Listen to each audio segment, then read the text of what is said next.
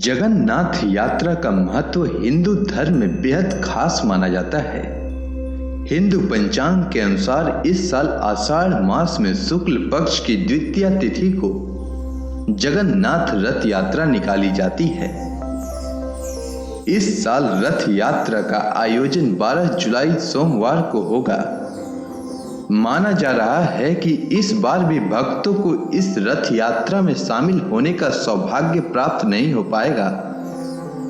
9 दिनों तक चलने वाली इस रथ यात्रा में बाकी सभी धार्मिक रीति रिवाजों और नियमों का पालन किया जाएगा। आइए आपको बताते हैं जगन्नाथ रथ यात्रा से जुड़ी रोचक बातें। उड़ीसा के पुरी में स्थित जगन्नाथ मंदिर से इस यात्रा का शुभारंभ होता है। इस रथ यात्रा के लिए कृष्ण, बलराम, बहन सुभद्रा तीनों का अलग अलग रथ तैयार किया जाता है। इनमें सबसे आगे बड़े भाई बलराम का रथ, लाडली बहन सुभद्रा का रथ बीच में और संपूर्ण जगत के पालनहार भगवान कृष्ण का रथ सबसे पीछे चलता है। बलराम जी के रथ को ताल ध्वज कहते हैं और इसका रंग लाल और हरा होता है।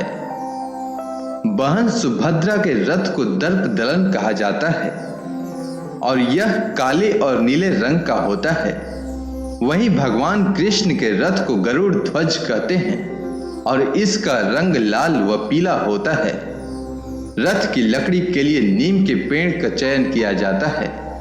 यह एक विशेष प्रकार की लकड़ी से बने होते हैं जिसे दारू कहा जाता है। बाकायदा समिति का गठन करके शुभ वृक्षों का चयन किया जाता है और फिर उनसे रथ बनाया जाता है।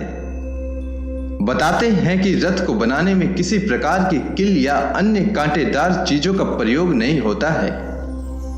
लकड़ा का चयन बसंत पंचमी तिथि से ही कर दिया जाता है और रथ का निर्माण अक्षय तृतीया के दिन से आरंभ होता है। भगवान जगन्नाथ, बहन सुभद्रा और बड़े भाई बलराम जी तीनों की मूर्तियों में किसी के हाथ, पैर और पंजे नहीं होते हैं। इसके पीछे भी एक पौराणिक कथा है और यह कथा यह है कि प्राचीन काल में इन मूर्तियों को बनाने का काम विश्वकर्मा जी कर रहे थे। उनकी यह शर्त थी कि जब तक मूर्तियों को बनाने का काम पूरा नहीं हो जाएगा तब तक उनके कक्ष में कोई भी प्रवेश नहीं करेगा। लेकिन राजा ने उनके कक्ष का दरवाजा खोल दिया तो विश्वकर्मा जी ने मूर्तियों को बनाना बीच में ही छोड़ दिया। तब से मूर्तियां अधूरी की अधूरी रह गई। तो आज भी ऐसी ही मूर्तियों की पूजा की जाती है। जगन्नाथ का रथ 16 पहियों से बना होता है और इसे बनाने में 332 टुकड़ों का प्रयोग किया जाता है।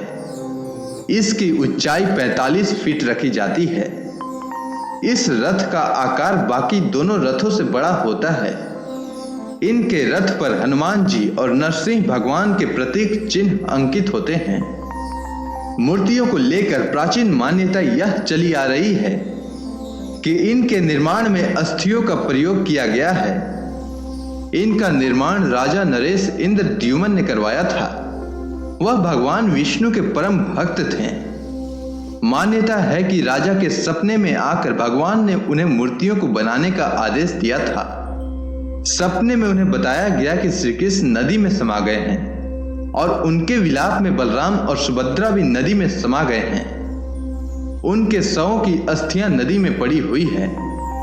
भगवान के आदेश को मानकर राजा ने तीनों की अस्थियां नदी से बटोरी और मूर्तियों के निर्माण के वक्त प्रत्येक मूर्ति में थोड़ा थोड़ा अंश रख दिया। जगन्नाथ जी के मंदिर का निर्माण करीब 1000 साल पहले हुआ था और तब से हर 14 साल में यहाँ प्रतिमाएं बदल दी जाती है। मंदिर के बारे में ऐसा माना जाता है कि यहाँ पर लगा ध्वज सदैव विपरीत दिशा में लहराता है। ऐसा माना जाता है कि यहाँ दिन के समय हवा समुद्र से जमीन की तरफ आती है और शाम में इसके उलट दिशा में हवा बहती है। मगर मंदिर का ध्वज इसके ठीक विपरीत उल्टे दिशा में लहराता है, क्योंकि मंदिर में हवा दिन में समुद्र की ओर और रात में मंदिर की तरफ बहती है। यहाँ मंदिर के ध्वज को रोजाना बदलने की परंपरा का पालन वर्षों से किया जा रहा है। एक पुजारी रोजाना मंदिर की गुंबद पर चढ़कर ध्वज बदलता है। ऐसी मान्यता है कि अगर एक दिन भी यह ध्वज नहीं बदला गया तो मंदिर 18 साल के लिए बंद हो जाएगा।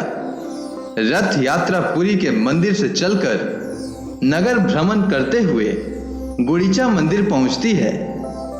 यहाँ भगवान जगन्नाथ, बहन सुभद्रा और भाई बलराम के साथ 7 दिन तक विश्राम करते हैं। गुड़ीचा मंदिर भगवान जगन्नाथ की मौसी का घर कहलाता है।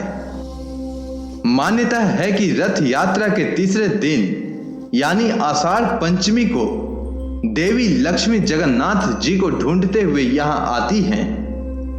तब यहाँ पुजारी दरवाजा बंद कर देते हैं और देवी लक्ष्मी नाराज होकर रथ का पहिया तोड़कर वापस चली जाती हैं। बाद में फिर जगन्नाथ जी उन्हें मनाने जाते हैं।